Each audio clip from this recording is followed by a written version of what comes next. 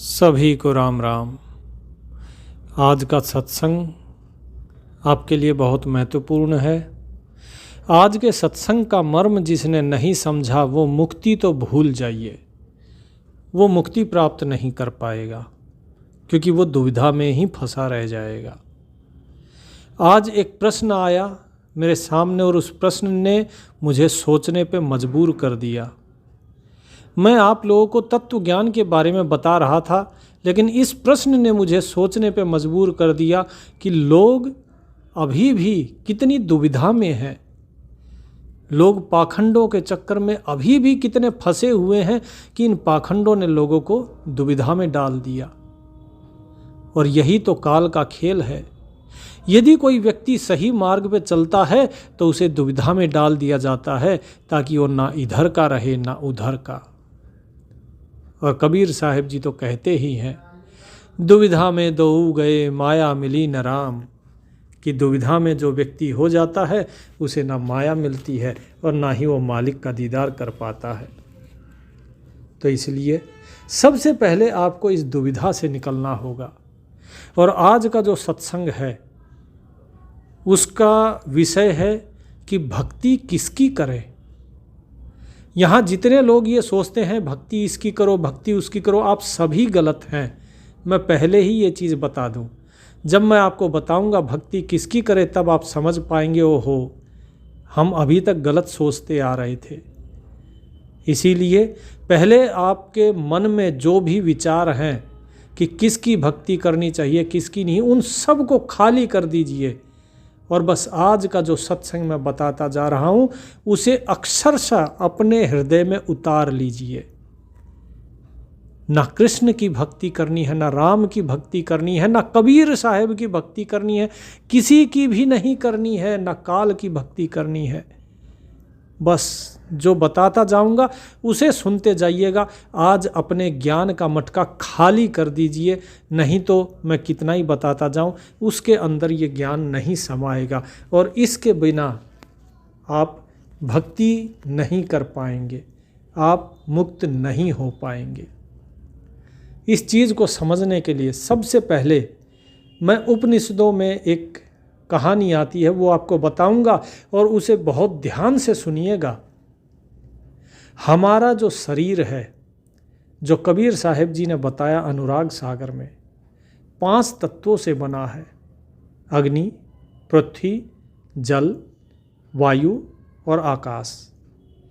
मैंने पहले भी बताया था और फिर आज बता रहा हूँ कि हर एक जीव के अंदर, हर एक योनि के अंदर किसी एक तत्व की प्रधानता होती है और इस मनुष्य शरीर के अंदर जो प्रधानता है वो है आकाश तत्व की।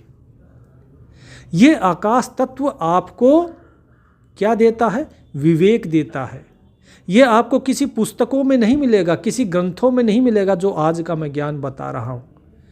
आप कहीं ढूंढने जाएंगे, अरे विवेक कहाँ से मिले, नहीं मिलेगा। किसी भी आपको पुस्तक में ग्रंथ में नहीं मिलेगा। ये आत्म अनुभव की बात है, ये तत्व ज्ञान की बात है। तो जो बता रहा हूं वो सुनिए। तो जो विवेक है, विवेक का कार्य क्या होता है? सही और गलत की पहचान करना, जो आपको अच्छे और बुरे में पहचान करना सिखाता है।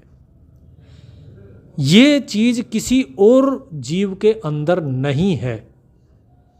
कोई और जीव सत्य असत्य, सही गलत, अच्छे बुरे में पहचान नहीं कर सकता है। केवल मनुष्य ही है जो कर सकता है, सिर्फ इस आकाश तत्व की प्रधानता के कारण, इस विवेक के कारण। इसीलिए कबीर साहिब जी कहते हैं, फूटी आंख विवेक की, लखे न संत असंत, जाके संग 10-20 है, ताका नाम महंत। कबीर साहिब जी को ये बात क्यों कहनी पड़ी? इसलिए कहनी पड़ी कि लोगों ने इसी विवेक का ही इस्तेमाल करना बंद कर दिया जो उनकी मुक्ति का कारण था। आपकी मुक्ति का कारण ये विवेक ही है। ये विवेक आपको तर्क शक्ति देता है, जो आपको प्रश्न पूछने के लिए बाध्य करता है, जो प्रश्न जागृत करता है आपके मन में। अगर आप इस विवेक का इस्तेमाल नहीं करेंगे तो आपके मन में कोई प्रश्न आएगा ही नहीं। आपको जैसे बोला आपने वैसे बता दिया, वैसे सुन के और आ गए। गुरुओं ने आपको क्या बहका दिया है कि जैसा गुरु कहे आपको वैसा ही करना है। गलत, ऐसा नहीं है। अगर ऐसा होता तो कबीर साहब जी क्यों लोगों के प्रश्नों के उत्तर देते? वो कह देते कि भाई जो मैं कह रहा हूं तुम बस उतना मानो, तुम प्रश्न मत करो। लेकिन कबीर साहब जी जगह जगह लोगों के प्रश्नों के उत्तर देते रहे, उनको कहते रहे कि तुम्हारे अंदर जो दुविधा है तुम बताओ, जो प्रश्न है वो बताओ। आज बड़ा दुख हुआ मुझे ये प्रश्न देखकर, और बड़ी खुशी भी हुई। खुशी इस बात की कि किसी ने तो ये प्रश्न पूछा, नहीं तो मेरे को पता ही नहीं लगता कि लोग अभी भी कितनी दुविधा में हैं। और मैं धन्यवाद देना चाहूँगा उनका जिन्होंने ये प्रश्न पूछा कि हम बहुत दुविधा में हैं, कृपया बताइए कि हम भक्ति किसकी करें। मेरे भाई बहुत कम समय बचा है अब जीवों के पास, केवल कुछ ही वर्ष शेष बचे हैं। इन कुछ ही वर्षों में आप जो कर सकते हैं कर लीजिए, इसके बाद तो मुझे नहीं लगता कि मुक्त हो पाएंगे लोग। तो ये कुछ ही वर्ष बचे हैं, इन कुछ वर्षों में अपना जी जान लगा दीजिए। तो मैं अब आपको जो कथा बताने जा रहा हूं वो क्या है कि एक गुरु था और एक शिष्य। गुरु ने ज्ञान दिया कि सभी के अंदर परमात्मा है, और शिष्य ने भी ये ज्ञान ग्रहण किया कि सभी जीवों के अंदर परमात्मा है।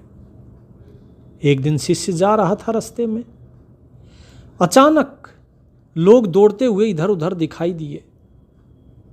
बोले भाई क्या हो गया, क्यों इस तरह भाग रहे हो?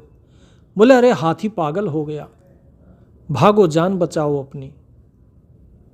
बोले अरे मेरे अंदर भी परमात्मा है, उस हाथी के अंदर भी परमात्मा है, वो भी ईश्वर मैं भी ईश्वर, क्या कभी ईश्वर ईश्वर का अहित कर सकता है? अरे मूर्खो, तुम्हें इतनी भी समझ नहीं है। वो शिष्य आगे चला, हाथी के निकट पहुंचा तो जो महावत बैठा था बोला कि बटुक भागो भागो ब्राह्मण यहां से, मेरा हाथी मेरे काबू में नहीं है। उसने कहा, बोले महावत घबराओ मत, तुम व्यर्थ ही परेशान हो रहे हो। अरे इस हाथी के अंदर भी वो परमात्मा ही है ना, और वो परमात्मा तो कण कण में है, वो मेरे अंदर भी है, तुम्हारे अंदर भी है, वो इस हाथी के अंदर भी है। क्या परमात्मा का अहित कर सकता है? कभी नहीं। वो हाथी के निकट गया, हाथी ने उसे सूंड से उठाया और पटक दिया, उसकी एक दो हड्डी टूट गई। अब जब होश आया तो अपने गुरु के आश्रम में था, तो जब उसको होश आया उसने गुरुजी से क्षमा मांगी। बोले गुरुजी माफ़ करना, सेवा मुझे आपकी करनी चाहिए थी, लेकिन सेवा आप मेरी कर रहे हैं। गुरु ने कहा कोई बात नहीं, गुरु शिष्य का संबंध ही ऐसा है। लेकिन तुम मुझे ये बताओ कि तुम्हें इतना बड़ा आता हुआ आगे से हाथी दिखाई नहीं दिया? बोले गुरुजी मुझे दिखाई दिया था, लेकिन जैसे कि आपने ज्ञान दिया मुझे कि हर एक प्राणी के अंदर ईश्वर है, तो मैंने सोचा कि वो भी ईश्वर मैं भी ईश्वर, ईश्वर का अहित कैसे कर सकता है? तो गुरु ने कहा, बोले रे मूर्ख, तुझे ये तो मेरी बात समझ में आई कि सभी प्राणियों में ईश्वर है, तुझे उस हाथी में ईश्वर दिखाई दिया, लेकिन वो जो महावत बैठ के चिल्ला रहा था उसके अंदर तुझे ईश्वर नहीं दिखाई दिया। जो लोग तुझे बोल रहे थे कि भाग, उनके अंदर तुझे ईश्वर दिखाई नहीं दिया। विवेक का इस्तेमाल क्यों नहीं किया तूने? तुझे विवेक का इस्तेमाल करना चाहिए था। तेरे अंदर ये विवेक है कि सबके अंदर वो परमात्मा है, ये ज्ञान तुझे है, लेकिन क्या उस हाथी के अंदर ये विवेक है कि जिसे वो उठा के पटकने जा रहा है उसके अंदर परमात्मा है? नहीं ना। क्या उस हाथी को ये ज्ञान है कि तेरे अंदर भी वही कण कण में वही समाया है जो परमात्मा उस हाथी के अंदर है? तो ये विवेक जो तुझे दिया, तूने इसका इस्तेमाल क्यों नहीं किया? बोले गुरुजी मैंने तो सोचा जो गुरुजी ने कहा है उसका पालन करना है। तो मेरे भाई, इससे यही शिक्षा मिलती है कि जो आपको बताया जाता है उसका पालन करना है या नहीं, उसके लिए पहले विवेक का इस्तेमाल कीजिए। ये विवेक ही है जो आपको ये बताएगा कि सामने वाला जो गुरु है वो सच्चा है कि झूठा। लेकिन हम क्या करते हैं, हम भोले इतने हैं और हम इतने अंधभक्त हो जाते हैं कि हम आंख बंद करके कोई कुछ भी कहे, बिना सोचे समझे हम बस उसकी बात मान लेते हैं। जब काल के पास कबीर साहब आए थे, ज्ञानी आए थे, तो काल ने क्या कहा कि हे ज्ञानी सुनो, तुमसे पहले मेरे 12 पंथ आएंगे, तुम आओगे लेकिन उससे पहले 12 पंथ मेरे आ चुके होंगे और मैं इन जीवों को ऐसा भरमा दूंगा कि तुम आओगे तो भी इन्हें मुक्त नहीं करा पाओगे, ये तुम्हारी बात नहीं सुनेंगे। और आज मैं देख रहा हूँ वही चीज़ हो रही है। कबीर साहब जी के नाम पे इतने पाखंड हो गए हैं कि आज लोगों को अगर समझाना भी चाहें तो समझा नहीं पा रहे हैं। लेकिन जैसा परमात्मा का आदेश है, मैं अपना कार्य कर रहा हूँ। उम्मीद है कोई तो जीव जागेंगे। अब बात आती है कि इस विवेक का इस्तेमाल करके आप ये पता लगाइए कि जो व्यक्ति आपको कह रहा है कुछ भी कार्य करने के लिए, उसमें कितना सच्चाई है, कितना सत्य बोल रहा है वो। हमने आंख बंद करके चालू कर दिया, कोई किताबें बांट रहा है, कोई सीडी बांट रहा है, कोई कुछ कह रहा है, कोई कुछ कह रहा है। एक बार देखते तो सही कि जो हमें बताया जा रहा है क्या वो सच है। मैं ये सारी चीज़ें देख रहा हूँ, लेकिन जब तक परमात्मा मुझे इसका आदेश नहीं दे देते तब तक मैं अभी कुछ कह नहीं सकता हूँ। जिस दिन परमात्मा कहेंगे कि हाँ आज तू बोल, उस दिन मैं ज़रूर बोलूँगा। लेकिन अभी तो मैं आपको सिर्फ इतना ही बता रहा हूँ कि पहले आप स्वयं देखो, क्योंकि जब मैं बोलूँगा तो मेरे बोलने से आप लोग शायद ये सोचें कि नहीं ये तो झूठ बोल रहा है बंदा। मैं चाहता हूँ कि पहले आप स्वयं अनुभव करें, स्वयं पढ़ें चीज़ों को। जो जो चीज़ें आपको बताई जाती हैं कि नहीं ये ऐसे है, ये फलाना ऐसा है, ठिकाना ऐसा है, पहले आप उन चीज़ों को जानो कि क्या वो वास्तव में वैसा है। तो आपको ये पता लगेगा कि हमें जो चीज़ बताई जा रही है वो सही है कि गलत है। चलिए अब आते हैं, ये तो हो गई विवेक की बात कि विवेक आपको किस प्रकार से इस्तेमाल करना है। और अब बात करते हैं कि भक्ति किसकी करनी है। तो कबीर साहब जी क्या कहते हैं, भुतवे के पुजले भुतवा होई, देव भजे सो देवा हो, राम भजो सो राम ही पावे, सुनो संत सुरभेवा हो। अर्थात जो भूतों को पूजेगा वो भूत बनेगा और जो देवताओं को पूजेगा वो देवताओं को प्राप्त होगा, और जो उस राम को भजेगा वो उस राम को प्राप्त होगा। हे संतो, हे देवो, सुनो तुम, ये सारी बात जो मैं कह रहा हूँ ये सत्य है। अब बात आती है कि ये भूत कौन है, ये देवता कौन है। पहले इन चीज़ों का पता होना चाहिए, तभी आपको पता लग पाएगा कि आपको किसे पूजना है और किसे नहीं पूजना है। भूत का अर्थ होता है जो बीत चुका है, जो अतीत हो चुका है उसे कहते हैं भूत। अब अतीत कौन है? जितने भी महापुरुष इस संसार में होकर जा चुके, चाहे वो कोई गुरु रहे हो, चाहे वो संत रहे हो, चाहे अवतार रहे हो, ये सभी जो जा चुके हैं इन संसार से, इन्हें कहते हैं भूत। जो बाकी जो आपको बताया जाता है भूत प्रेत पिशाच योनि, पिशाच और प्रेत अलग चीज है, भूत अर्थ अलग है। जब श्री कृष्ण गीता में कहते हैं कि मैं सभी भूतों का ईश्वर हूं, अर्थात जो जा चुके हैं उन सभी का ईश्वर हूं मैं, और जो प्राणी हैं सभी प्राणियों के अंदर स्थित आत्मा हूं, तो वो उस आत्म तत्व की बात कर रहे हैं। श्री कृष्ण हो या कबीर साहिब जी हो, ये स्पष्ट कर रहे हैं कि भूतों की पूजा नहीं करनी है, अर्थात जो मर चुके हैं, जो इस संसार से जा चुके हैं, उनके शरीरों की पूजा नहीं करनी है। जो वो जा चुके हैं, हम क्या करते हैं, दीवारों के ऊपर मूर्ति लगा दी, उनको माला डाल दी और उनकी पूजा करते हैं, उनके आगे अगरबत्ती डाल देते हैं।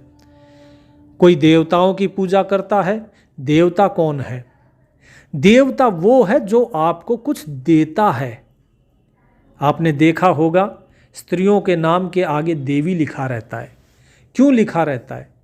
वो आपको जन्म देती हैं, वो आपको भोजन बना के देती हैं। पितृदेवो भव क्यों बोला जाता है? गुरुदेवो भव क्यों बोला जाता है? एक आपको जन्म देता है, इस संसार में आपका पालन करता है।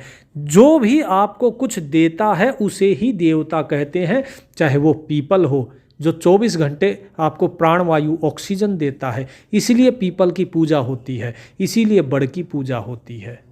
बाकी पेड़ पौधों की नहीं होती। क्या बाकी पेड़ पौधे आपको फल नहीं देते? जो फल देते हैं, सभी वृक्ष देवता माने जाते हैं, लेकिन पीपल और बड़ की इसलिए पूजा होती है, वो फल नहीं देते बल्कि वो प्राणवायु देते हैं जिससे जीवन मिलता है, ऑक्सीजन। बाकी सभी फल देते हैं, इसलिए उनको वृक्ष देवता बोला जाता है। इसी प्रकार जल देवता है, क्योंकि जल आपको जीवन देता है। सूर्य आपको पोषण देता है, आपकी फसलों को पकाता है, इसलिए सूर्य को हम देवता बोलते हैं, सूर्य देव। चंद्रदेव, क्योंकि चंद्र औषधियों का पोषण करता है। आप कभी भी देखिएगा, शाम को आपको कुछ नहीं दिखाई देगा, लेकिन सुबह तक फूल खिले मिलते हैं। रात को ही क्यों खिलते हैं? उनको खिलाता है ये चंद्र, ये चंद्रमा। तो इसीलिए ये सब देवता हैं। आपको ये चीज़ समझनी होगी कि देवता कौन है, और यदि हम इन्हें भजेंगे तो हमें इन देवताओं की योनि में जाना होगा।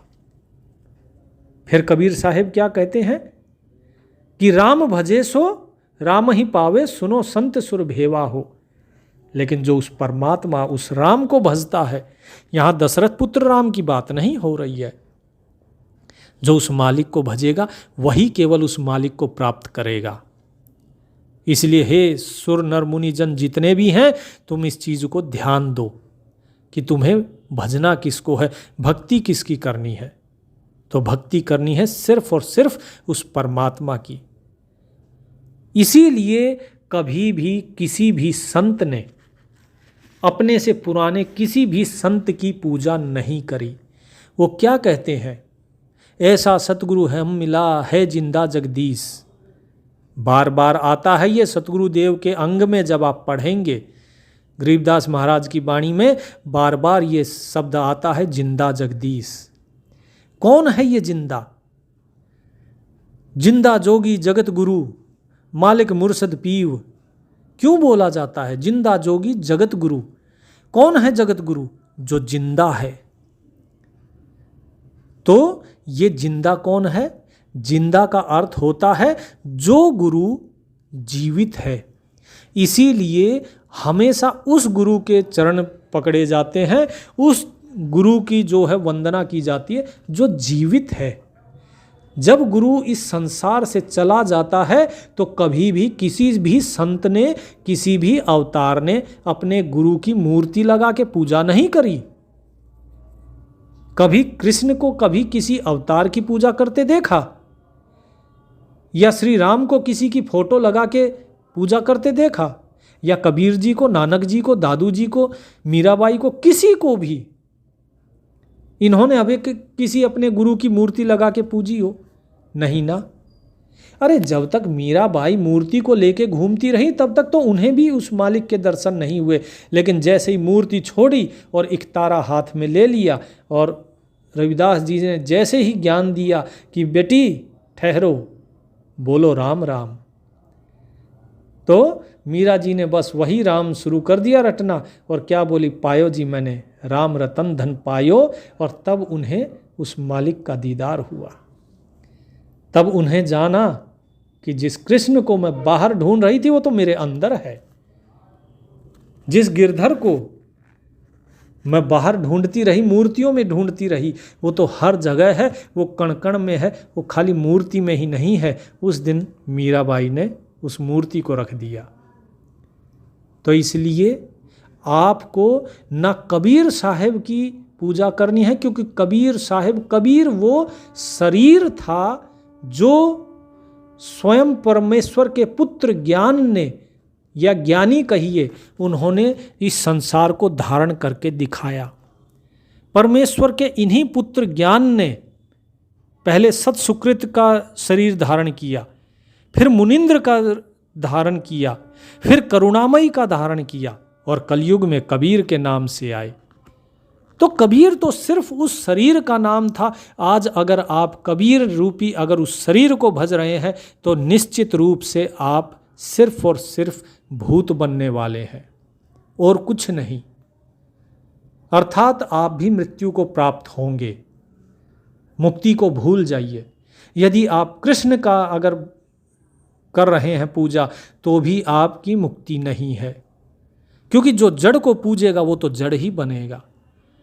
भजना किसको है? चेतन को। चेतन कौन है? आपके जो गुरु हैं, और गुरु की मूर्ति को नहीं, जो साक्षात गुरु हैं उनको।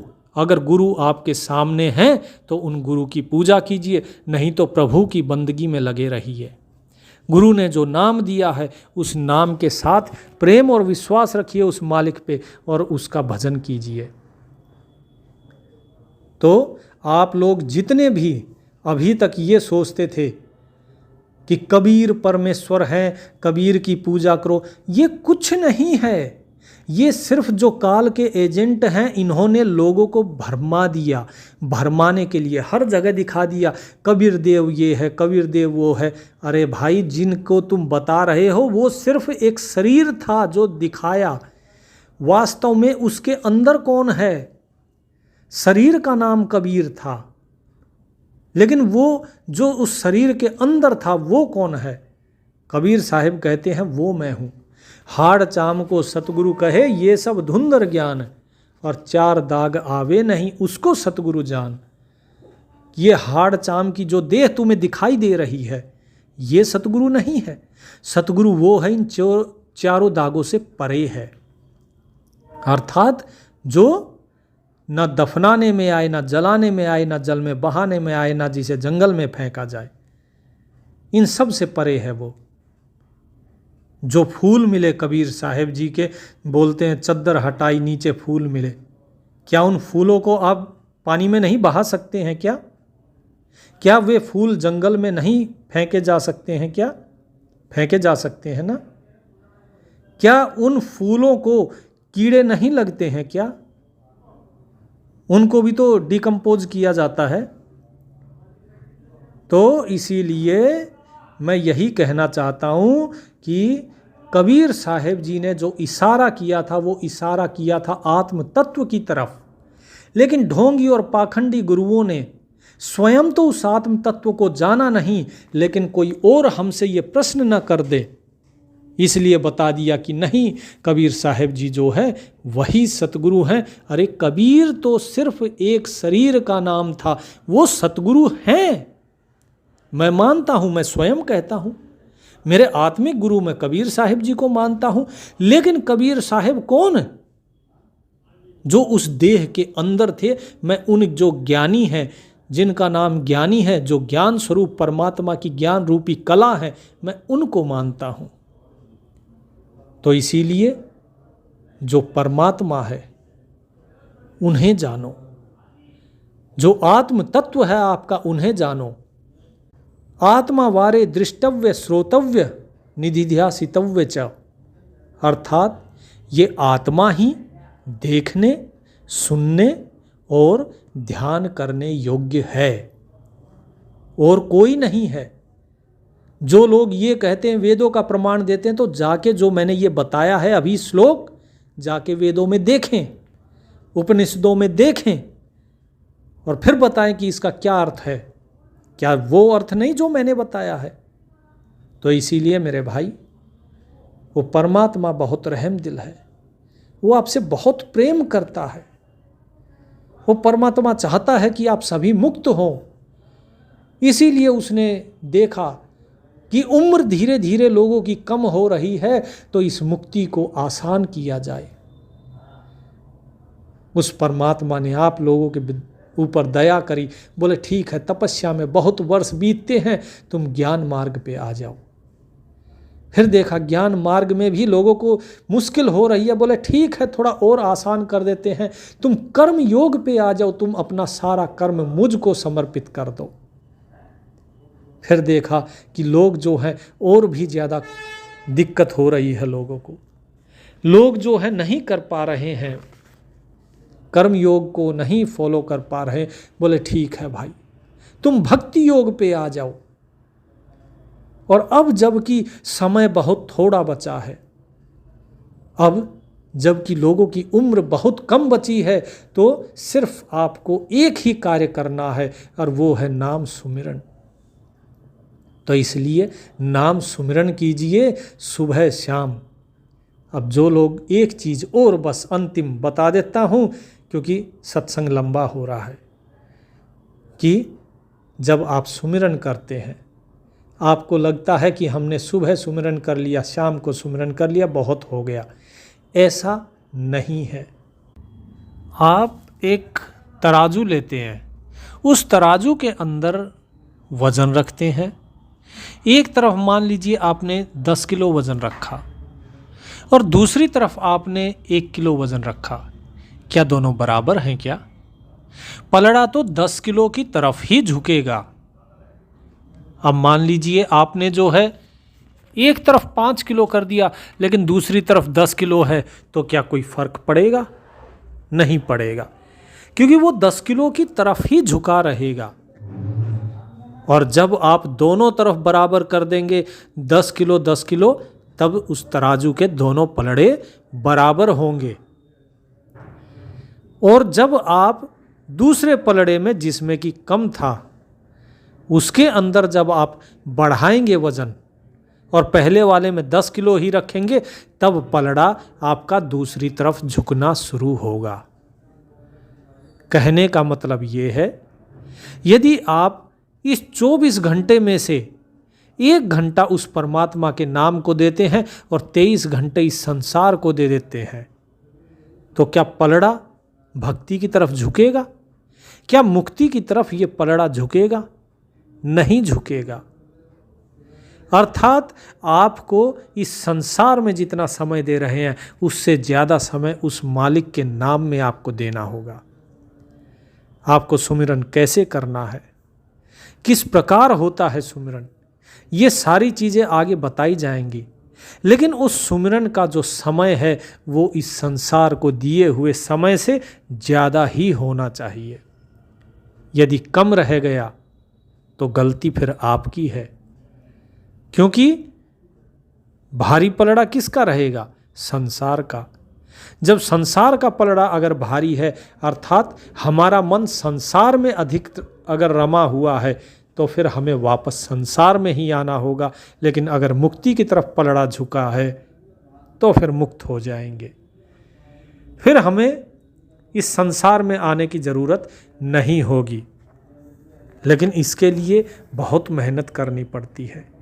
ये संसार हमारा पीछा नहीं छोड़ेगा, क्योंकि इसकी जो स्वार्थ सिद्धि है, वो स्वार्थ कैसे पूरा होगा इसका हमारे बिना? हम इसकी स्वार्थ पूर्ति करते हैं ना, परिवार की, सगे संबंधियों की, हर एक की स्वार्थ की पूर्ति करते हैं। इस संसार ने वास्तव में हमें नहीं पकड़ा, हमने इस संसार को पकड़ा हुआ है। तो इसकी डोरी छोड़नी होगी। छोड़ने का अर्थ ये नहीं कि आप घर त्याग के चल दो। छोड़ने का अर्थ है इस संसार में रहो लेकिन विरक्त रहो। अपने सारे निमित्त कार्य कीजिए, जो आपकी जिम्मेदारियां हैं उनका वहन कीजिए, लेकिन उस परमात्मा का नाम लेते हुए। यही है सुमिरन। सिर्फ माला जप लेना ये सुमिरन नहीं है। आगे हम सुमिरन किस प्रकार से होता है, मैंने भक्ति के आपको 4 स्तंभ बताए थे। एक नाम जाप, एक विवेक नहीं, क्षमा कीजिएगा, एक प्रेम, एक विश्वास और एक सहजता या धीरज। तो ये जो 4 मैंने स्तंभ बताए थे, एक एक स्तंभ के बारे में हम बात करेंगे, एक एक स्तंभ के बारे में आपको मैं बताऊंगा। लेकिन उससे पहले आज जो विवेक के बारे में बात हुई थी, ये विवेक की बात हमेशा आप गांठ बांध के रखिए। जब तक आप अपने विवेक का इस्तेमाल नहीं करेंगे, मुक्ति का द्वार नहीं खुलेगा। विवेक का द्वार, विवेक जो है, इस विवेक को पहले जागृत कीजिए, विवेक का इस्तेमाल कीजिए, तो आपको सही और गलत का फर्क पता लगेगा। नहीं तो वो कहावत है ना कि किस्मत एक बार दरवाज़ा खटखटाती है और बदकिस्मती बार बार। आप किसके बारी में दरवाज़ा खोलेंगे, ये आपके विवेक पे निर्भर करता है। तो बेहतर है कि अपने विवेक का इस्तेमाल कीजिए और सत्य मार्ग पे चलिए और उस परमात्मा को भजिए, अपने आत्म तत्व को जानिए। और कुछ नहीं करना है, सिर्फ सुमिरन करना है आपको। यदि आपको ये लगता है कि नहीं, मैं ओम सोहम का नाम नहीं जाप कर पाऊंगा, आप राम राम जपिए, वो भी बहुत है। मैं कह रहा हूं फिर से, अगर आप कोई और नाम नहीं जपना चाहते, आपको राम राम अच्छा लगता है, आप राम राम जपिए। इसी राम राम को कबीर जी ने गाया, इसी राम राम को मीराबाई ने दोहराया, इसी राम राम को रविदास जी ने कहा और इसी राम को मैंने भी कहा। तो ये राम नाम जो है, इस राम नाम को ही जप लीजिए, लेकिन भक्ति और प्रेम होना चाहिए। तो वो राम आपके हृदय में ही जागृत हो जाएगा, वो सार नाम आपके हृदय में ही पैदा हो जाएगा। सत साहेब।